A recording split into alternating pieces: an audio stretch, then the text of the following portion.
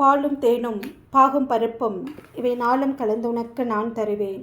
கோலச்சை துங்கக் கரிமுகத் தூமணியே நீ எனக்கு சங்கத்தமிழ் மூன்றும் தா. மூவிரு முகங்கள் போற்றி முகம்பொழி கருணை போற்றி ஏவலும் துதிக்கு நின்ற ஈராத்தோல் போற்றி காஞ்சி மாவடிவேல் செவ்வேல் மலரடி போற்றி அண்ணால் சேவலும் மயிலும் போற்றி திருக்கைவேல் போற்றி போற்றி. தனம் தரும் கல்வி தரும் ஒரு நாளும் தளர்வறியா மனம் தரும் தெய்வ வடிவம் தரும் நெஞ்சில் வஞ்சமில்லா இனம் தரும் நல்லென எல்லாம் தரும் அன்பர் என்பவர்க்கே கணம் தரும் பூங்குழலாம் அபிராமியின் கடைக்கண்களே. அனைவருக்கும் வணக்கம். செங்கல்பட்டு மாவட்டம் செங்கல்பட்டு வட்டம் நம்பர் 94 ஈச்சன்கரணை என்ற கிராமத்தில் அம்மையின் ஜோதியின் தவத்தாலே அருட்பெரும் ஜோதியாய் இந்த கிராமத்தில் ஒரு பக்தருடைய கனவிலே அம்பாள் சென்று அசுருதியாக ஒலிக்கின்றாள்.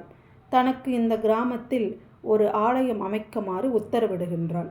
அந்த பக்தரும் ஊர் பொதுமக்கள் அனைவரும் ஒன்று கூடி ஆலய திருப்பணிகள் நடைபெற்று 12ஆம் தேதி 12வது மாதம் 2022ஆம் ஆண்டு அம்பாளுக்கு ஆதி பரமேஸ்வரி என்ற நாமம் சூட்டப்பட்டு பக்த கோடிகள் முன்னிலையில் ஊர் பொதுமக்கள் அனைவரும் ஒன்று சேர்ந்து கும்பாபிஷேகம் மிக சிறப்பாக நடைபெற்றது. வலது பக்கம் விநாயகரும் இடது பக்கம் முருகருமாக எழுந்து அருள் பாலித்து கொண்டு இருக்கின்றார்கள். அம்பாள் கிழக்கு நோக்கி அமர்ந்திருக்கிறாள் ஆதி பரமேஸ்வரியாக. வரக்கூடிய பக்தர்களுக்கு கேட்கின்ற வரங்களை கேட்கின்ற வண்ணம் நிறைவேற்றி கொடுத்து கொண்டிருக்கின்றாள் அம்பாள். மீண்டும் 7 மாதத்திற்கு பிறகு அதே பக்தரின் கனவில் சென்று தன் ஆலயத்தின் அருகாமையில் உள்ள மலையின் மீது சிவபெருமான் உமக்கு ஜோதியின் ரூபமாக காட்சி கொடுப்பார். அந்த காட்சியை நீ கண்டவுடன் சிவபெருமானுக்கு அங்கு ஒரு ஆலயத்தை எழுப்பி வழிபாடு செய்யுமாறும் பின்வரும் காலத்தில் எம்பெருமான் அங்கு வந்து ஆனந்த தாண்டவம் ஆடுவார் என்பது அம்பாளின் வாக்காக சொல்லப்பட்டிருக்கிறது. பக்த கோடிகள் அனைவரும் ஒன்று சேர்ந்து மலையின் மீது ஆலயம் எழுப்பப்பட்டு 10/4/2025 அன்று சிறப்பு யாகங்கள் செய்யப்பட்டு 11/4/2025 அன்று சுவாமியை பிரதிஷ்டை செய்து ஆதிலிங்கேஸ்வரர் என்ற நாமம் சூட்டப்பட்டு ஓதுவாமூர்த்திகள் மந்திரங்களை ஓத பக்த கொடிகள் அனைவரும் சிவநாமத்தை உச்சரிக்க அம்பாளின் உத்தரவுப்படி கும்பாபிஷேகம் மிக சிறப்பாக நடைபெற்றது. அதனைத் தொடர்ந்து 48 நாட்கள் மண்டல பூஜை நடைபெற்று இன்று 48வது நாளான இன்று சுவாமிக்கு சிறப்பு பூஜைகள் செய்யப்பட்டு நாம் அனைவரும் சிவபெருமானுடைய பேரருளும் அம்பாளுடைய அருளையும் பெற்று கொண்டிருக்கின்றோம். இந்த கிராமத்திற்கு ஈசன் கருணை என்று பெயர் வர காரணமாக முன்பொரு காலத்தில் அம்மாவும் அப்பாவும் இங்கு அமர்ந்து பால் அருந்திய காரணத்தினால் ஈசனே வந்து அமர்ந்ததால் இக்கிராமம் ஈசன் கருணை என்று அழைக்கப்பட்டது. நாளடைவில் மருவி இன்று ஈச்சன்கரணை என்று அழைக்கப்படுகிறது. இந்த ஆலயத்திலே பின்வரும் காலத்தில் சிவபெருமான் ஆனந்த தாண்டவம் ஆடுவார் என்பது அம்பாளின் வாக்காக சொல்லப்பட்டிருக்கிறது. சுவாமி எங்கு ஆனந்த தாண்டவம் ஆடுகிறார் என்றால் சிதம்பர நடராஜர் கோவிலிலே சுவாமி ஆனந்தமாக ஆடக்கூடிய நடனத்திற்கு ஆனந்த தாண்டவம் என்று பெயர். சுவாமி வணங்கினால் நம்மை சோதிப்பார் என்று நமக்குள்ளே நாம் ஒரு வரையறை வைத்து கொண்டிருக்கிறோம். சிவபெருமான் சோதிக்கக்கூடியவரா என்றால் இல்லை. திருவாசகத்திலே ஒரு வாசகம், தாயை சிறந்த தயாவான தத்துவனே மாசற்ற ஜோதியே மலர்ந்த மலர்ச்சுடரே தேசனே தேனார் அமுதே சிவபுராணி பாசமாம் பற்று அறுக்கும் பாரிக்கும் மாரியனே நேச அருள் புரிந்த நெஞ்சில் வஞ்சம் கெட பேராத நின்ற பெரும் கருணை பேராதே ஆறாமுதே அளவிலா பெம்மானே என்கின்றார் மாணிக்க வாசகர். தாயை சிறந்த தயாவான தத்துவனே என்கின்றார். தாய் உள்ளம் கொண்டவன் சிவபெருமான். சுவாமிக்கு தாயுமானவர்னு ஒரு பேர் உண்டு. திருச்சியில் இருக்கக்கூடிய உச்சி பிள்ளையார் கோயிலிலே தாயுமானவர் சன்னதி உண்டு. அப்படி தாய் உள்ளம் கொண்ட சிவபெருமான் நம்மை சோதிப்பாரா? கண்டிப்பாக சோதிக்கலாம் மாட்டார். இறைவன் நம்மை நெருங்குகின்ற பொழுது நம்மிடத்தில் இருக்கக்கூடிய தீய பழக்க வழக்கங்கள் எல்லாம் நம்மிடத்திலிருந்து மேலோங்கி வருகின்ற பொழுது அது சோதனையாக நமக்கு தெரிகிறது. சிவபெருமானை நெருங்க நெருங்க நம் பிறவியினுடைய பலனை அடைந்தே தீருவோம். சிவபெருமான் கூப்பிட்டால் வருவாரா? வருவார், வந்திருக்கிறார். திருவையாறிலே சிவன் கோயிலில் அர்ச்சனை செய்யக்கூடிய ஒரு அர்ச்சகர் இருந்தார். அவர் தினம்தோறும் சிவபெருமானுக்கு அபிஷேக அர்ச்சனை எல்லாம் செய்வார். ஒரு நாள் அவருக்கு தோன்றியது, நம்ம திருப்பதியில் இருக்க பெருமாளை தரிசனம் செய்ய வேண்டும் என்று நீண்ட நாட்களாக அவருக்கு ஆசையாக இருந்தது. ஒரு நாள் என்ன பண்ணார், அபிஷேகம்லாம் பண்ணிவிட்டு அர்ச்சனைலாம் பண்ணிவிட்டு அலங்காரம் பண்ணிவிட்டு சிவன் கோயிலை பூட்டி விட்டு திருப்பதிக்கு சென்று விட்டார் பெருமாளை தரிசனம் செய்வதற்காக. இவர் இப்படி சென்றவுடனே அந்த நாட்டை ஆண்ட மன்னன் எப்படி வருகின்றார், வேறு வழியில் வருகின்றான் சிவபெருமானை தரிசனம் செய்வதற்காக. சிவபெருமான் பார்க்கிறார், தன்னுடைய பக்தனுக்கு ஒரு இன்னல் வந்துவிட்டது என்று சிவபெருமான் அந்த அர்ச்சக ரூபத்தை எடுத்து கொண்டு ஓடோடி ஆலய கதவை திறந்து உழவார பணியெல்லாம் செய்துவிட்டு வெளியே நின்று மன்னனை வரவேற்கின்றார். மன்னனை அழைத்து கொண்டு உள்ளே சென்று சிறப்பு பூஜைகள் எல்லாம் செய்யப்படுகிறது. அபிஷேகங்கள் எல்லாம் செய்யப்பட்டு அலங்காரம் எல்லாம் செய்யப்படுகிறது. யார் செய்கிறார்? சிவபெருமானை தனக்குத்தானே செய்து கொள்ளுகிறார். மன்னன் நினைக்கின்றான் இவர் ஒரு அர்ச்சகர் என்று. ஆனால் அர்ச்சனை செய்து கொண்டிருப்பவர் எல்லாம் அல்ல சிவபெருமான். பின்பு தூபம் தீபம் எல்லாம் காமித்து மன்னனுக்கு சிவபெருமானை தன் கையால் விபூதி பிரசாதத்தை கொடுக்கிறார். எவ்வளவு கொடுத்து வைத்த மன்னனாக இருக்கின்றான் பாருங்கள். சிவபெருமான் கையாலே திருநீரை பெறுகின்றான். மன்னனும் பெற்றுக்கொண்டு சிவபெருமானை தரிசனம் செய்துவிட்டு சென்று விடுகிறார். சிவபெருமானோ மீண்டும் கதவை எல்லாம் அடைத்து கொண்டு போய் அமர்ந்து கொள்கிறார். அடுத்த நாள் காலையிலே அர்ச்சகர் வருகிறார் ஆலயத்தை திறப்பதற்காக. திறந்து பார்க்கிறார், அலங்காரம் எல்லாம் மாற்றப்பட்டு இருக்கிறது. இவருக்கு ஒரே சந்தேகமாக இருக்கிறது. அந்த ஆலயத்தில் இருக்க ஒரு நபரை கூப்பிட்டு, என்ன அலங்காரம் எல்லாம் மாற்றப்பட்டு இருக்கிறது, என்ன நடந்தது கோவிலில் என்று கேட்கிறார். உடனே அந்த நபர் கேட்டார், உனக்கு என்ன பைத்தியமா பிடிச்சிருக்கு? நேற்று மன்னன் வந்தான்ல, அப்போ நீ தானே மன்னனை போய் பூர்ண கும்பம்லாம் கொடுத்து வரவேற்ற, கூட்டின்னு போயிட்டு மன்னனுக்கு செய்ய வேண்டிய சிறப்பெல்லாம் செஞ்ச, சுவாமிக்கு அபிஷேகம் ஆராதனைலாம் பண்ண, அலங்காரம் பண்ண. அப்புறம் மன்னன் போயிட்டா, நீயும் பூட்டின்னு வீட்டுக்கு போயிட்ட. இப்போ புதுசாக மாற்றி இருக்க அலங்காரம், யார் வந்தாலும் என்னை கேட்குறியேன்னு அந்த நபர் சொன்னார். அர்ச்சகருக்கு ஒன்றும் புரியல. சிவபெருமானிடத்தில் போய் கதறி அழுகின்றார். எனக்கு ஒரு சோதனை வந்தபோது உனக்கு நீயே அர்ச்சனை செய்து கொண்டாயா, அபிஷேகம் செய்து கொண்டாயா எம்பெருமானே, உன்னுடைய கருணையை என்னவென்று நான் சொல்வது என்று கதறுகின்றார் அர்ச்சகர். தாய் அவன் அருளாலே அவன் தாள் வணங்கி என்கின்றது திருவாசகம். அவன் அருள் இருந்தால்தானே அவனை பற்றி பேசவோ சிந்திக்கவோ செயல்படவோ அவனுடைய ஆலயத்தை எழுப்பவோ இப்படி நாம் எல்லோரும் ஒன்று கூடி இன்று இறைவனை தரிசனம் செய்து கொண்டு இருக்கிறோம் என்றால் இதற்கு காரணம் அவனுடைய அருள் நமக்கு இருப்பதனால்தான் நாம் அனைவரும் இன்று ஒன்று கூடி இருக்கின்றோம். இறைவன் எதை கொடுப்பார்? எல்லாம் கொடுப்பார். ஆனால் சிவபெருமான் செல்வந்தருக்கு தான் கொடுப்பாரா? பரம ஏழைக்கெல்லாம் சிவபெருமான் ஆட்கொள்வாரா? இப்போ நான் என்கிட்ட ஒன்றுமே இல்லை, நான் ஒரு பரம ஏழை, ஆனால் சிவபெருமான் எனக்கு காட்சி கொடுப்பாரா அப்படின்னா கண்டிப்பாக கொடுப்பார். திருவள்ளூர் மாவட்டத்தில் இருக்கக்கூடிய திருநின்றவூர், அந்த ஊரிலே பூசலார் என்று ஒருவர் இருந்தார். அவர் பரம ஏழை. அவர் தினமும் என்ன பண்ணுவார், ஒரு திண்ணை மேலே உட்காந்துக்குவார், கண்களை மூடிக்கிட்டு சிவபெருமான மனதால் பூஜை செய்வார். பூஜை செஞ்சுட்டு அவருடைய வேலையை பார்க்க தினமும் போயிடுவார். அவருடைய இறை வழிபாடே இப்படி தான். தினமும் வருவார், மனசில் சிவபெருமான பூஜை பண்ணுவார், போயிடுவார். இப்படி தான் அவருடைய வழிபாடு இருந்தது. ஒரு நாள் அந்த பூசலாருக்கு தோன்றிச்சு, நம்ம இந்த சிவபெருமானுக்கு ஒரு ஆலயத்தை கட்டுவோம்.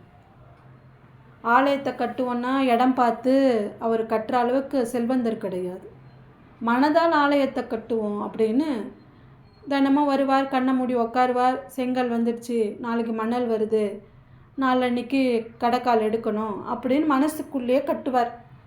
அப்படி ஒவ்வொரு நாளும் ஒவ்வொரு வேலையை செய்து செய்து கோவிலை எழுப்பி விட்டார், ஆலயத்தை எழுப்பி விட்டார் மனதுக்குள்ளே. அதற்கு கும்பாபிஷேகம் செய்யணும் இல்லையா கோவில் கட்டினா.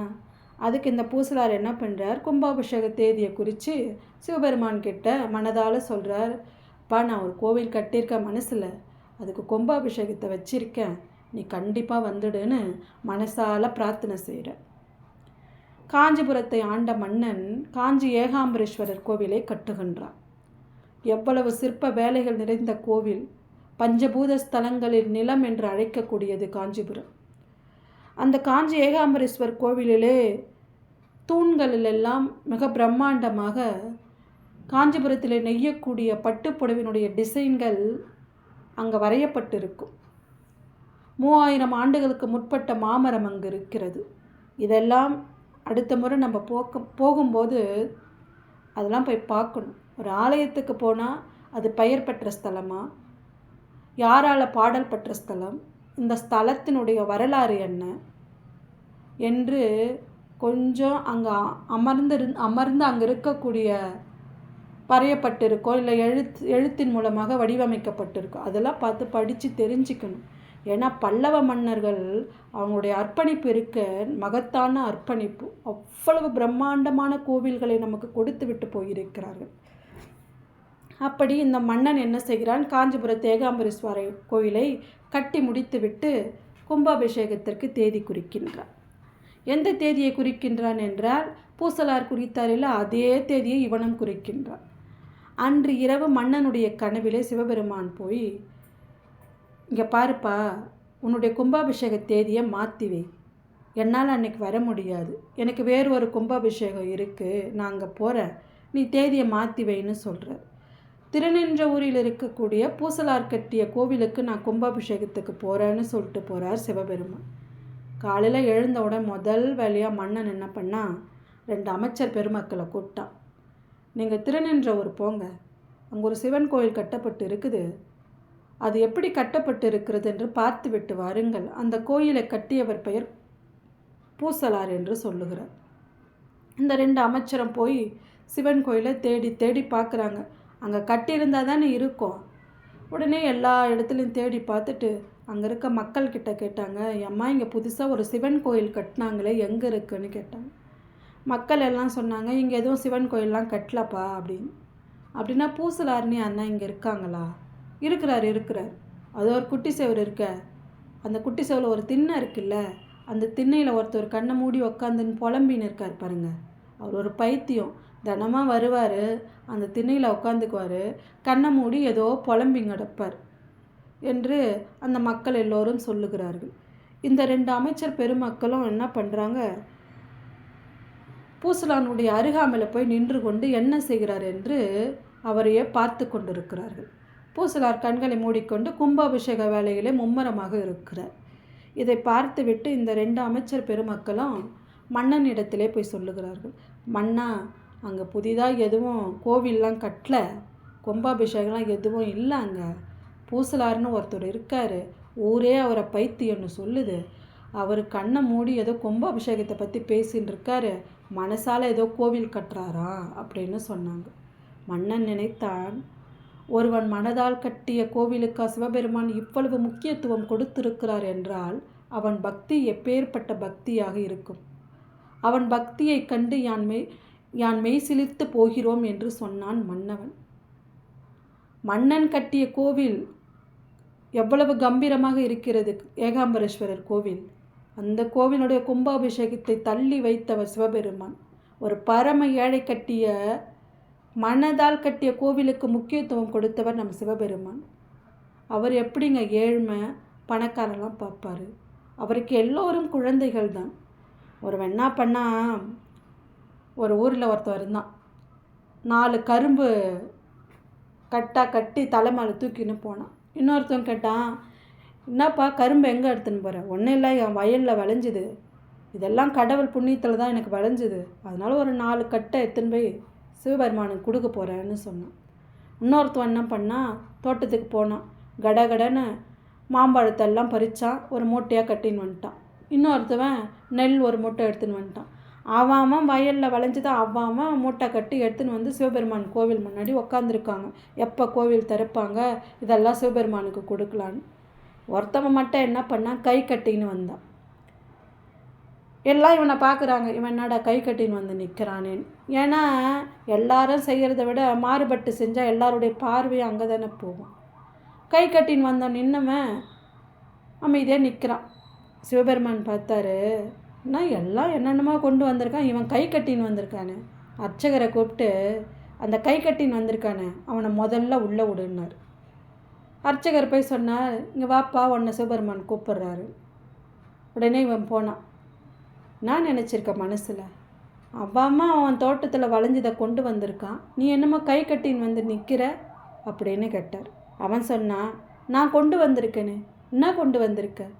என்னுடைய கோபத்தை கொண்டு வந்திருக்க, என்னுடைய பேராசையை கொண்டு வந்திருக்க, என்னுடைய பிரச்சனையை கொண்டு வந்திருக்க, என்னுடைய சுக போக துன்பங்களை கொண்டு வந்திருக்க, இந்தா வச்சுக்கோன்னு சொல்லிட்டு புறப்பட்டு போயிட்டான். சிவபெருமான் சொன்னார், கதவை இழுத்து மூடிடு இதோட அப்படின்னாரு. உடனே அர்ச்சகர் வந்து கதவை சாத்துறார். இந்த உட்காந்துருந்தவனுங்களுக்கெல்லாம் ரொம்ப கோவம். மணிக்கணக்காக உட்காந்துருக்கோம், நம்ம வயலில் வளைஞ்சது எல்லாத்தையும் எடுத்துகிட்டு வந்து உட்காந்துருக்கோம், ஒன்றும் இல்லாமல் வந்தான், அவனை உள்ளே கூப்பிட்டு காட்சி கொடுத்துட்டு இந்த சிவபெருமான் நம்மளை பார்க்க மாட்டேன்னு சொல்கிறாரு அப்படின்னு. உடனே சிவபெருமான் வந்தார். உங்களுக்கெல்லாம் என்ன பிரச்சனைன்னு கேட்டார். சுவாமி, நாங்கள்லாம் மணிக்கணக்காக உட்காந்துருக்கோம், இதெல்லாம் எங்கள் வயலில் வளைஞ்சுது, உங்களுக்கு எடுத்துன்னு வந்திருக்கோம். நீங்கள் என்னன்னா கை கட்டின்னு வந்தவனுக்கு முதல்ல காட்சி கொடுத்து அவனை வழி அனுப்பி வைக்கிறீங்க. என்ன சுவாமி இது நியாயம்? நீங்களெல்லாம் கொண்டு வந்தது என்ன? நான் படைத்ததை கொண்டு வந்திருக்கிறீர்கள். இந்த கரும்பு நான் படைத்தது, இந்த பழ வகைகள் நான் படைத்தது, இந்த நெற்மணிகள் நான் படைத்தது, இங்கே நீங்கள் கொண்டு வந்திருக்கும் எல்லாம் நான் படைத்தது. அவன் மட்டும்தான் அவன் படைத்ததை கொண்டு வந்து கொடுத்து விட்டு போகிறான். அவன் படைத்தது அவனுடைய கோபம் இல்லையா? அப்படி என்றால் நாளையிலிருந்து நாமும் கையை கட்டி கொண்ட சிவபெருமான் ஆலயத்துக்கு வந்தால் நமக்கு முதல்ல சிவபெருமான் காட்சி கொடுத்து விடுவாரா என்றால் இல்லை. எப்படி இருக்க வேண்டும் நம் மனது? தூய்மையான அன்பு இருக்க வேண்டும், நல்ல வார்த்தைகளை பேச வேண்டும். திருமூலர் சொல்லுகிறார் திருமந்திரத்திலே, யாவருக்குமாம் இறைவனுக்கு ஒரு பச்சிலை, யாவருக்குமாம் பசுவிற்கு ஒரு வாயுரை, யாவருக்குமாம் உண்ணும்போது ஒரு கைப்பிடி, யாவருக்குமாம் பிறருக்கு நின் உரைத்தானே. இங்கே பாருப்பா, கோவிலுக்கு வந்தால் நீ பெருசாக முழமாக பூலாம் வாங்கிட்டு வர வேணாம், 4 இலையை கிள்ளி போட்டுட்டு போ. அப்படியும் உன்னால் செய்ய முடியலையா? புல்லு வளைஞ்சு கிடக்குல்ல வயலில், அதை அறுத்து மாட்டுக்கு கொடுத்துட்டு போ. அதுவும் உன்னால் செய்ய முடியலையா? நீ சாப்பிட்றல்ல சாப்பாடு, அதில் ஒரு பிடி எடுத்து யாருக்காவது தானம் கொடு. அதுவும் உன்னால் முடியலையா? நல்ல வார்த்தையை பேசு. ஒருத்தவன் துன்பத்தில் வாடுகின்ற பொழுது நீ நல்லா வருவடா, நீ நல்ல ஒரு நிலைமைக்கு வரப்போகிற, இதெல்லாம் வாழ்க்கையில் ஒன்றும் கிடையாது அப்படின்னு நல்ல வார்த்தையை சொன்னால் அப்போ அவங்களுக்கு அதுதான் திருவாசகமாக தெரியும். இப்படி இறைவனிடத்திலே நல்ல வார்த்தைகளை பேச வேண்டும். அவன் மீது அளவு கடந்த அன்பு இருக்கணும், உண்மை இருக்கணும் மனசுக்குள்ளே. அவன் அதை செஞ்சிட்டான், இவன் இதை செஞ்சிட்டான், நான் அதை செஞ்சிடுறேன், எவனாலையும் எதையும் செய்ய முடியாது. இறைவன் முடிவு செய்யணும். ஒருத்தர் 100 லிட்டர் பாலை கொண்டு வந்து சிவபெருமான் மேலே ஊற்றுறான்னா அது என்ன பண்ணணும்னு அவருக்கு தெரியும். ஒன்றுமே வாங்காமல் சிவபெருமானே என்கிட்ட ஒன்றுமே இல்லை, நான் தான் வந்திருக்கேன், என் உள்ளம் இருக்குது அப்படி நீ போய் நிற்கும்போது உனக்கு என்ன அருள் பாலிக்கணும்னு அவருக்கு தெரியும். பூசலார் கட்டிய கோவிலுக்கு தானே சுவாமி முக்கியத்துவம் கொடுத்தாருன்னு பார்க்குறோம். ஒரு கும்பாபிஷேகம் என்பது அவ்வளவு சாதாரணமாக நடத்திவிட முடியாது. நாம் நினைக்கிறோம் ஏதோ எல்லாரும் ஒன்று சேர்ந்துக்கின்னு ஏதோ கோயில் கட்டுறாங்க, கும்பாபிஷேகம் பண்ணுறாங்கன்னு நினைக்கிறோம். அவன் அருள் இருந்தால் தான் அதெல்லாம் செய்ய முடியும். ஒரு கும்பாபிஷேக வார்த்தையை கேட்டவுடன் இறந்து போன பிணம் கூட மீண்டும் வந்து நிற்குமா. மயிலாப்பூரிலே ஒரு செல்வந்தர் இருந்தார். அந்த செல்வந்தருக்கு ஒரு பெண் குழந்தை. அந்த குழந்தையின் பெயர் பூம்பாவை. அந்த குழந்தை பிறந்தவுடன் கணவனும் மனைவியும் சேர்ந்து இந்த குழந்தையை திருஞான சம்பந்தருக்கு தான் திருமணம் முடித்து கொடுக்க வேண்டும் என்று முடிவு செய்து விடுகிறார்கள். குழந்தைக்கு அன்பையும் பக்தியும் ஊட்டி வளர்க்கிறார்கள். குழந்தைக்கு 6 வயது வருகின்றது. அந்த குழந்தை நந்தவனத்திலே பூ பறிக்க செல்கிறது. அப்பொழுது ஒரு நாகம் தீண்டு இறந்து போகிறது. இறந்த குழந்தையுடைய சாம்பலை எடுத்து வைத்துக்கொண்டு இந்த தாயும் தந்தையும் என்றாவது ஒரு நாள் திருஞான சம்பந்தர் வருவார்ல, அப்போ அவர்கிட்ட இதை ஒப்படைச்சிடலான்ட்டு பாதுகாத்து வராங்க. சாம்பலை எடுத்துன்னு போய் கரைக்கல, வீட்டில் எடுத்துன்னு வந்து பாதுகாக்கிறாங்க. நம்ம 10 மாடி வீடு கட்டி வச்சுருந்தாலும் நம்ம சாம்பலை இறந்ததுக்கப்புறம் நம்ம சாம்பலை எடுத்துன்னு போய் நம்ம வீட்டில் வைப்பாங்கன்றீங்க. ஒய்ஃப் சொல்வா, முதல்ல அதை எடுத்துன்னு போய் வெளியே போட்டு வரியா இல்லையான்னு கேட்பான். 10 மாடி வீடு கட்டி வச்சுட்டு போயிருப்பார். ஆனால் இந்த தாயும் தந்தையும் என்ன செய்கிறாங்க, இது திருஞான சம்பந்தருக்கு சொந்தமானது இல்லையா, அதனால எடுத்து பாதுகாக்கிறாங்க. திருஞான சம்பந்தர் திருவெற்றியூரில் இருக்கிற வடிவுடை அம்மனையும் தியாகராஜ சுவாமியும் தரிசனம் செய்துவிட்டு மயிலாப்பூருக்கு வரார். கற்பகாம்பாளையம் கபாலீஸ்வரரையும் தரிசனம் செய்வதற்காக. அவர் வருவதை பார்த்த உடனே இந்த செல்வந்தரும் அவருடைய மனைவியும் ஓடி போய் அவருடைய காலில் விழுறாங்க. விழுந்த உடனே அவர் கேட்கிறார், எங்கே உங்கள் குழந்தைய காணோம் அப்படின்னு கேட்குறார். உடனே அழுது கொண்டு 2 பேரும் அந்த குடுவை இருக்கு இல்லையா, சாம்பல் போட்டு வச்சுருக்காங்கல்ல, சாம்பல் நிறைந்த குடுவை அவர்கிட்ட கொடுத்துட்டு நடந்ததை எல்லாம் சொல்கிறாங்க. திருஞான சம்பந்தர் கேட்டார், ஒருவேளை உங்கள் குழந்தை இப்போ உயிரோடு இருந்தால் அதுக்கு என்ன வயசாக இருக்கும்? அதுக்கு இப்போ 12 வயசு சுவாமி. அப்படியா என்று கேட்டுவிட்டு அந்த சாம்பலை எடுத்துக்கொண்டு கபாலீஸ்வரரிடத்திலே கபாலீச்சரம் பாடுகிறார். பூம்பாவை பதிகம் பாடுகிறார். மட்டிட்டென்று தொடங்கக்கூடிய பதிகத்தை பாடுகிறார். நாம் தமிழ் திருவிழாக்களை ஒவ்வொன்றாக சொல்லிக்கொண்டே வருகிறார். இதெல்லாம் காணாமல் போறியா பூம்பாவாய், இதெல்லாம் நீ பார்க்கலையா பூம்பாவாயின்னு கேட்குறார். பங்குனி உத்திரம் காணாமல் போறியோ பூம்பாவாய், தைப்பூசம் காணாமல் போறியோ பூம்பாவாய், மாசி மகம் காணாமல் போறியோ பூம்பாவாய், கார்த்திகை மாசம் அழகழகாய் விளக்கேற்றும் கார்த்திகை தீபம் காணாமல் போறியோ பூம்பாவாய், ஆருத்ரா தரிசனம் காணாமல் போறியோ பூம்பாவாய். அப்படி ஒவ்வொன்றாக சொல்லிக்கொண்டே வருகிறார். இந்த கபாலீஸ்வரருடைய கும்பாபிஷேகத்தை பார்க்காமல் போறியோ பூம்பாவாய் என்று கேட்டவுடன் அந்த குடுவை வெடித்து சிதறியது. 12 வயது குழந்தை வந்து நிற்கிறது. கும்பாபிஷேகம் என்ற வார்த்தையை கேட்டவுடன் இறந்து போன குழந்தை மீண்டும் வந்து நிற்கிறது. இந்த தாயும் தந்தையரும் மகிழ்ந்து நிற்கின்றார்கள். திருஞான சம்பந்தரிடத்திலே அந்த பெண்ணை ஒப்படைக்கிறார்கள். திருஞான சம்பந்தர் சொல்கிறார், இவள் என்னுடைய தாய். ஏனென்றால் உங்கள் குழந்தை மாண்டு போய்விட்டாள். இப்பொழுது வந்திருப்பவள் எல்லாம் அல்ல சிவபெருமானால் அருளப்பட்டவள். அவள் எப்படி எனக்கு துணைவியாக முடியும்? அவள் என்னுடைய தாய் என்று அழைக்கின்றார். இதுதான் நம்மளுடைய வரலாறு. இப்படி இறைவன் பக்தர்களுக்கு இறங்கி வந்து அருள் பாலித்து கொண்டிருக்கிறார். அம்பாள் இருக்காங்க, ஆதி பரமேஸ்வரி. சுவாமியை பார்த்தவண்ணா உட்காந்துருக்காங்க. சுவாமியை அம்பாளை பார்த்துருக்க. மேற்கு நோக்கி அமர்ந்த ஸ்தலங்கள் எல்லாமே பெயர் பெற்ற ஸ்தலங்கள். மயிலாப்பூரில் இருக்கக்கூடிய கபாலீஸ்வரர் மேற்கு நோக்கி தான் அமர்ந்திருப்பார். திருவான்மூரில் இருக்கக்கூடிய மருதீஸ்வரரும், வைத்தீஸ்வரன் கோயில் வைத்தியநாதர், திருவண்ணாமலையில் கிரிவல பாதையில் ஆதி அருணாச்சலர்னு ஒருத்தர் இருப்பார். அவர் மேற்கு நோக்கி அமர்ந்திருப்பார். திருவெண்காடு, திருக்கடைவூர், அநேக ஸ்தலங்கள் பெயர் பெற்ற ஸ்தலங்களில் எல்லாம் சுவாமி மேற்கு நோக்கி தான் அமர்ந்திருப்பார். அவ்வளவு சக்தி மிக்க ஸ்தலம் மேற்கு நோக்கி சுவாமி அமர்ந்தார். மலையின் மீது அமர்ந்தார். நம்ம எல்லா கோவிலுடைய வரலாறும் பேசுகிறோம். நம்ம கோவில்லே ஒரு 4 நாளைக்கு முன்னாடி ஒரு விஷயம் நடந்துச்சு. நம்மளுடைய சிவபெருமான் எவ்வளவு சக்தி வாய்ந்தவர்னு அதுவே நமக்கு எடுத்துக்காட்டாக இருக்குது. வேலைக்காக வந்த ஒரு இளைஞர் எல்லாமல்ல ஆதி பரமேஸ்வரி கிட்ட வந்து பிரார்த்தனை செய்கிறார். பிரார்த்தனை செஞ்சுட்டு சுப்பிரமணியன் கையில் இருந்த வேலையே வேல் மேலே ஆசைப்பட்டு வேலையும் சேவல் கொடியும் எடுத்துன்னு போயிட்டார். அம்மா இல்லை, மன்னிச்சு விட்டுடுவா. ஒரு குழந்தை என்ன தான் தப்பு செஞ்சாலும் அம்மா மன்னிச்சு விட்டுடுவா. குழந்தை தான் ஆசைப்பட்டு எடுத்துன்னு போட்டோன்னு விட்டுட்டான் ஆதி பரமேஸ்வரி. 2 நாள் கழித்து மறுபடியும் வந்தார்.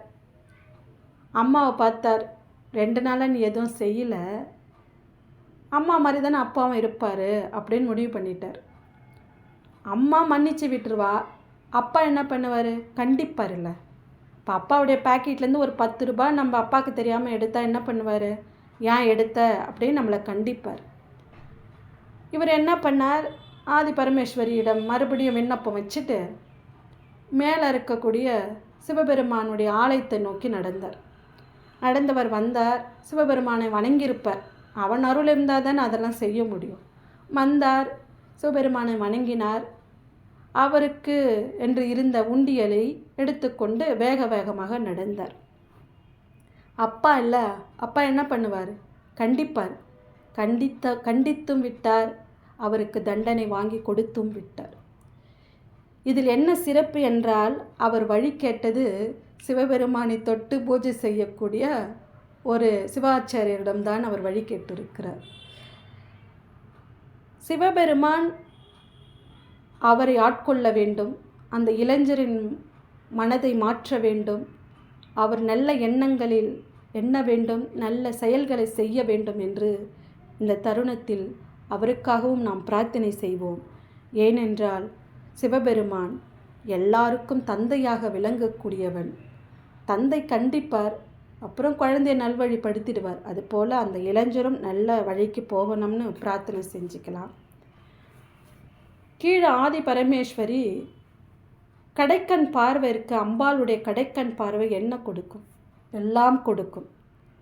அபிராமி பட்டர் அபிராமி அந்தாதியில் பாடுற, தனம் தரும், கல்வி தரும், ஒரு நாளும் தளர்வறியா மனம் தரும், தெய்வ வடிவம் தரும், நெஞ்சில் வஞ்சமில்லா இனம் தரும், நல்லன எல்லாம் தரும், அன்பர் என்பவருக்கே கணம் தரும், பூங்குழலாம் அபிராமியின் கடைக்கண்களில்.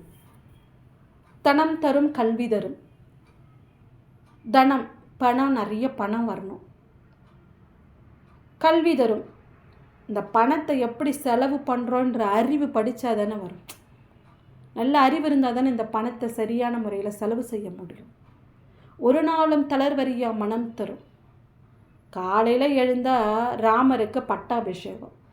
இரவு கூப்பிட்டு சொன்னாங்க, நீ காட்டுக்கு போ, நாட்டை உன்னுடைய தம்பி பரதன் தான் ஆளணும் அப்படின்னு.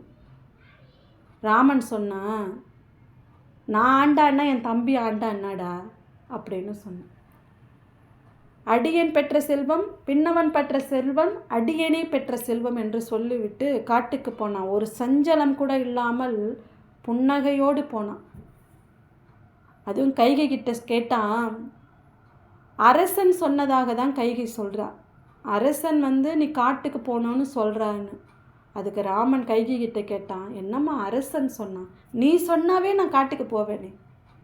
மாற்றாந்த கைகை ராமருக்கு, நீ சொன்னாவே நான் 14 வருஷம் காட்டுக்கு போவேன், அரசன் சொன்னான்னு சொல்கிறியேன்னு கைகை கிட்ட பேசிட்டு போகிறான். தெய்வ வடிவம் தரும். இறைவனை நெருங்குகின்ற பொழுது நம் முகத்தில் ஒரு தேஜஸ் வரும். அது விட்டு கவனித்து பாருங்கள், உங்களுக்கே அந்த மாற்றம் நிகழும். நெஞ்சில் வஞ்சமில்லா இனம் தரும். மனசில் நல்ல எண்ணங்களை எண்ணணும். நான் இந்த உலகத்துக்கு எதுக்கு வந்திருக்கேன், அதை நான் தெளிவாக செஞ்சுட்டு போகணும். அவன் அதை செய்கிறான்னா நான் அதை செய்யக்கூடாது. நல்ல எண்ணத்தோட நல்ல செயல்களை செய்யணும். தனம் தரும், கல்வி தரும், ஒரு நாளும் தளர்வறியா மனம் தரும், தெய்வ வடிவம் தரும், நெஞ்சில் வஞ்சமில்லா இனம் தரும், நல்லன எல்லாம் தரும். நல்லனா உலகத்தில் எதுங்க, இப்போ எனக்கு எது நல்லதோ, இப்போ எனக்கு ஒரு பட்டு புடவை எடுத்தால் நல்லது, என் கணவருக்கு நல்லதா, அவருக்கு அது உங்களுக்கு புரியும்னு நினைக்கிறேன். இப்போ எனக்கு நல்லதுன்னு படுறது உங்களுக்கு நல்லதுன்னு படாது. இப்போ உங்களுக்கு நல்லதுன்னு படுது, மற்றவங்களுக்கு நல்லதுன்னு படாது. மற்றவங்களுக்கு நல்லதுன்னு படுறது இன்னொருத்தவங்களுக்கு நல்லதுன்னு படாது. அப்படின்னா அம்பாள் கிட்ட சொல்கிறார், இந்த உலகத்தில் யாராருக்கு நல்லதோ அதையெல்லாம் நல்ல வண்ணம் நீ கொடு அப்படின்னு சொல்கிறார். அவளுடைய கடைக்கண் பார்வை இதையெல்லாம் கொடுக்கும் என்று அபிராமி பட்டர் அபிராமி அந்தாதியிலே சொல்லுகின்றார். திருச்சியிலே அகிலாண்டீஸ்வரி ஆலயம் இருக்கிறது. ஜம்புகீஸ்வரர் பழமை வாய்ந்த ஆலயம். அந்த அகிலாண்டீஸ்வரி ஆலயத்திலே ஒரு சமையல்காரர் இருந்தார். அவர் மடப்பள்ளியிலே வேலை செய்தார். மடப்பள்ளி என்றால் சமையல் செய்யக்கூடிய கோவிலில் சமையல் செய்யக்கூடிய இடத்திற்கு மடப்பள்ளி என்று பெயர். சுவாமிக்கு நெய்வேதியெல்லாம் செய்வாங்க இல்லையா, அந்த சமையலறைக்கு தான் மடப்பள்ளின்னு பேர். அதில் ஒரு சமையக்கார் ரொம்ப நல்லா சமைப்பார், நல்லா வெத்தலைப்பாக்கு போடுவார். ஒரு நாள் என்ன பண்ணார், சமைச்சு முடிச்சிட்டார், ரொம்ப டயர்டாயிட்டார். வெத்தலைப்பாக்கு பைய திறந்தார், வெத்தலைப்பாக்கு இல்லை. ரொம்ப அசதியா அப்படி தூண் பக்கம் உட்காந்தார், படுத்தார், தூங்கிட்டார். நல்லா அகிலாண்டீஸ்வரி ஆலயத்தில் பெரிய ஆலயம் அது, அவ்வளவு தூண்கள் நிறைந்திருக்கும், சிற்ப வேலைகள் அப்படி இருக்கும், மனசு அங்கேருந்து வரவே விடாது. இவர் என்ன பண்ணார், ஒரு பெரிய தூண் பக்கத்தில் உட்கார்ந்தவர் தூங்கிட்டார். அர்ச்சகர் வந்தாரா, நெய்வேத்தியம் அம்பாளுக்கு நெய்வேத்தியம் சமர்ப்பணம் பண்ணிவிட்டு, பெரிய கோவில் இல்லை, எப்படி பார்த்தார், யாரும் இல்லை. இவர் தூண் பின்னாடி படுத்துன்னு இருக்கார், கதவை பூட்டிக்கின்னு கிளம்பிட்டார். இவர் நல்லா தூங்குறார். அம்பாள் அந்த ஆலயத்தை 3 முறை பிரகாரத்தை வலம் வருவார். எல்லா கோவிலுமே அந்த கோவிலுடைய தெய்வம் அந்த கோவிலை 3 முறை வலம் வரும். அப்படி இந்த அகிலாண்டீஸ்வரியும் வலம் வர வருகிறார். வந்தால் இவர் தூண் பக்கத்தில் படுத்திருக்கார். அப்படி பார்த்துட்டு போயிடுவாளா, போகக்கூடியவளாவ. இப்போ ஒரு ஜென்மத்தில் வர தாயே நம்ம ஒரு வேளை சாப்பிடலைன்னா அவ்வளோ திட்டி சாப்பிடுன்னு நம்மளுக்கு சாப்பிட வச்சு தான் படுக்க வைக்கிறா. அகிலத்தையும் ஆளக்கூடிய தலைவி, கருணை உள்ளம் கொண்டவள் அம்மா எப்படி விட்டுட்டு போயிடுவா. ஏன்பான்னு கூப்பிட்டா அவர் ஒன்றும் எழுந்துக்கல. சரின்னு ஒரு சுற்றி வந்துட்டான். இப்போ 2வது சுற்று வரா. இவர் நல்லா தூங்குறார். ஏன்பா எழுந்துருன்னு கேட்டார். இவருக்கு எழுப்புறது அகிலாண்டீஸ்வரியா பக்கத்து விட்டு அம்புஜமான்னு தெரியல, நல்லா தூங்குறாருல்ல. 2வது சுற்றும் சுற்றிட்டு வந்துட்டான். இப்போ 3வது சுற்று வரா. அம்பாள் அப்படியே விட்டுட்டு போயிடுவாரா, இவ மதிக்கலை, நம்ம போகலான்னு போயிடுவாளா. 3வது முறை எப்படி கூப்பிட்றா பாருங்க. ஏன்பா உனக்கு என்ன வேணும்னு கேட்டா. என்ன வேணுன்றது மட்டும் அவர் காதில் விழுந்தது. உடனே அவர் என்ன பண்ணார், வெத்தலைப்பாக்கு வேணும்னு கண்ணை மூடிக்கினே கேட்டார். யார் நிற்கிறா, கருணையே வடிவானவர் நிற்கிறார். வெத்தலைப்பாக்கு வேணும்னு கேட்டார்.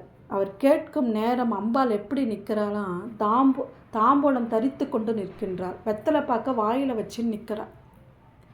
அவர் கேட்ட உடனே குழந்தை தானே, அவளுக்கு எல்லாம் குழந்தை தான்.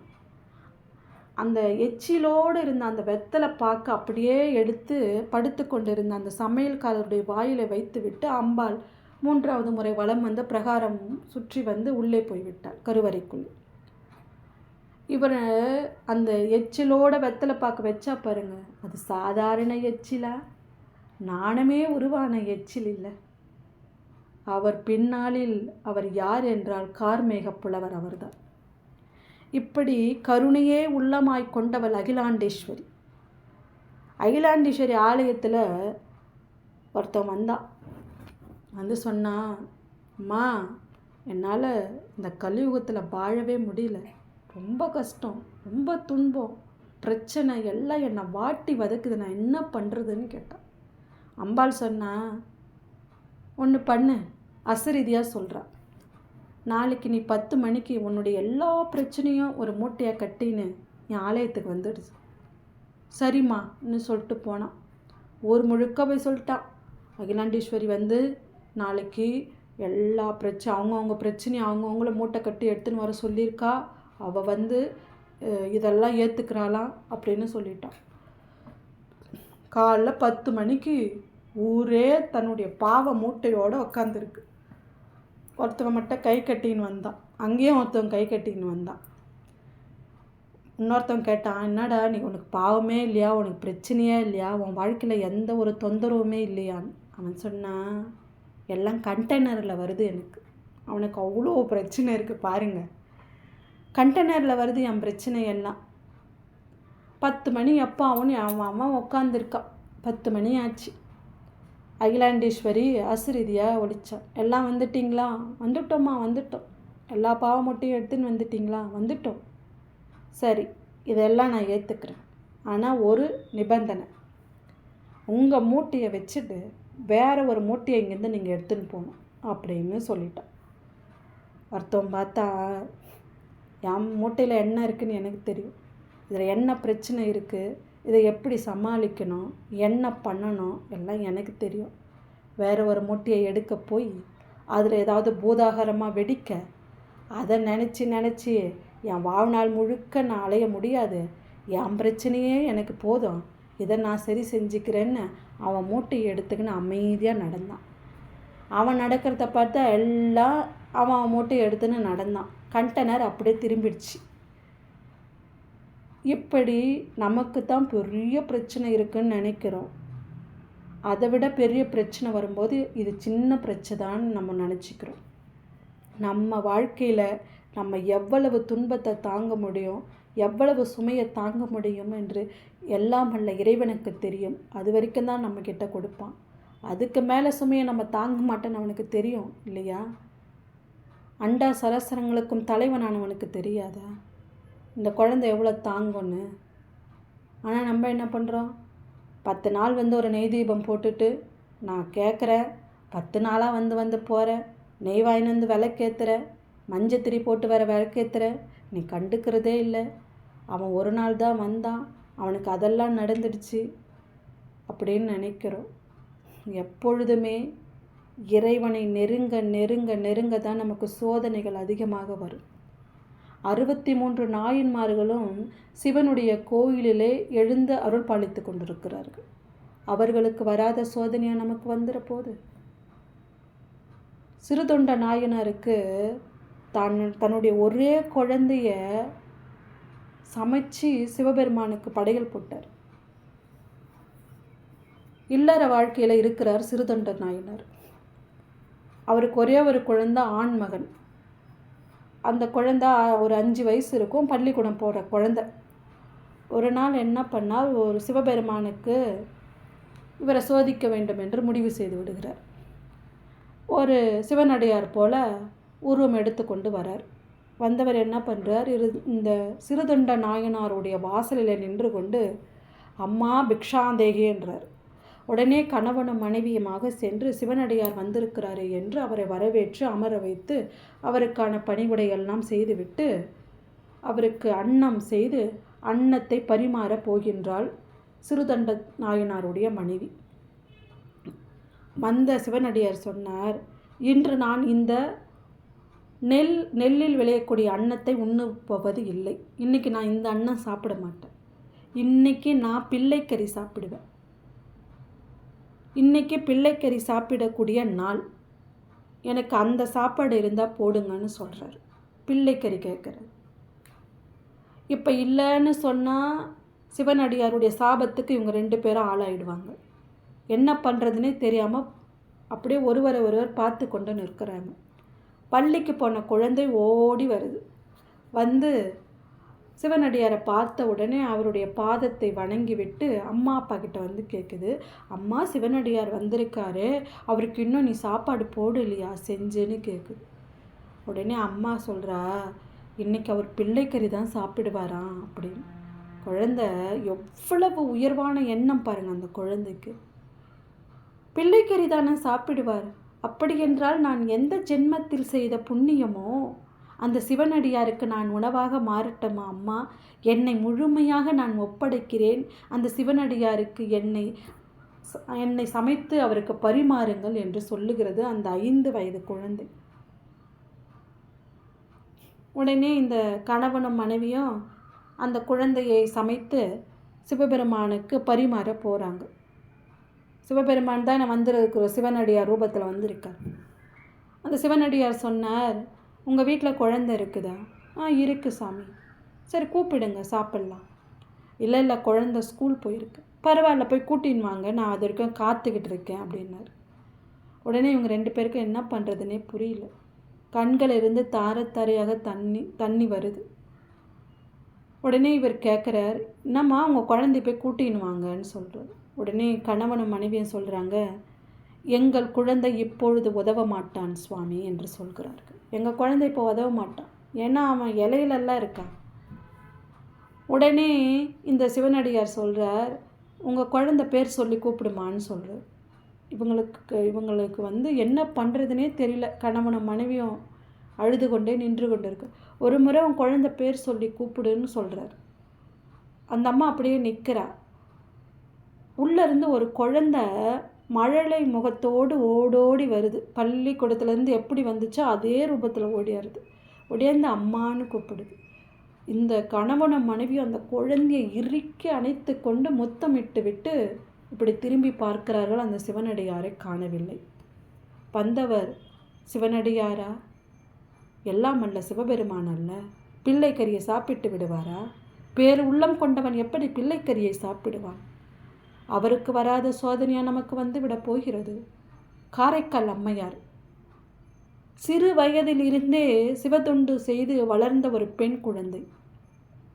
தினமும் ஒரு சிவனடியாருக்கு உணவு கொடுத்து விட்டுத்தான் அவள் உணவு அருந்துவாள். அப்படி ஒரு கொள்கையோடு வாழ்ந்தவள். அவளுக்கு இளமை பருவம் வருகின்றது. திருமணம் செய்து கொடுக்கின்றார்கள் ஒரு வணிகருக்கு. அந்த வணிகரும் நல்ல ஒரு புனிதவதி அவளுடைய பெயர். இருவரும் நல்ல ஒரு இல்லற வாழ்க்கையை வாழுகிறார்கள். துறவரம் போனவர் எல்லோரும் சொல்கிறார்கள், இல்லறமே சிறந்த நல்லறம் என்று சொல்லுகிறார்கள். இல்லறத்திலிருந்து சிவன் வழிபாடோ இறைவன் வழிபாடோ செய்யுங்கள் என்று துறவரம் போனவர் சொல்லுகின்றார்கள். ஒருவர் துறவரம் போனார். மனைவியை கூப்பிட்டார். நாளைக்கு நான் வந்து சன்னியாசியாக போக போகிறேன் அப்படின்னு சொன்னார். மனைவி வாயே திறக்கலை. ஏன்னா அவரை பற்றி தெரியும் மனைவிக்கு. அமைதியாக நின்னான். உடனே சொன்னார், நாளைக்கு காலைல நான் வந்து சன்னியாசியாக போயிடுவேன், துறவரம் போகிறேன் அப்படின்னு சொன்னார். ஒரு 12 மணி ஆச்சு. காலையில் சாப்பிட்டுட்டார். மதியம் பார்த்தார். சரி சாப்பிட்டே போயிடலான்னு முடிவு பண்ணிட்டார். மதியம் சாப்பாடு சாப்பிட்டார். ஒரு 3 மணி ஆச்சு. கிளம்புனார். சன்னியாசியாக துறவரம் போகிறார். அப்படியே அந்த தெரு முக்கிட்டில் போய் திரும்பி வந்தார். வந்து பொண்டாட்டியை கூப்பிட்டார். அந்த அம்மா வந்து நின்னான். ஒன்றும் இல்லை, மழை வர மாதிரி இருக்குது, பின்னாடி நெல் கொட்டியிருக்கல்ல அதெல்லாம் வாரி வைன்னு சொல்லிட்டு போனார். இவர் எதுக்கு துறவரம் போனார், எதுக்கு வந்தாருன்னு யாருக்குமே தெரியல. அவருக்கு நெல்மணி மேலே ஒரு பைத்தியம். அவருக்கு ஒரு ஆசை. எல்லோரும் இல்லறத்திலிருந்து இறைவனை வழிபாடு செய்யுங்கள் என்றுதான் எல்லா துறவரம் சென்றவர்களும் சொல்லுகின்றார்கள். அப்படி இந்த காரைக்கால் அம்மையார் என்ன பண்ணுறா, நல்ல ஒரு இல்லற வாழ்க்கையில் ஈடுபட்டுட்டு வராங்க.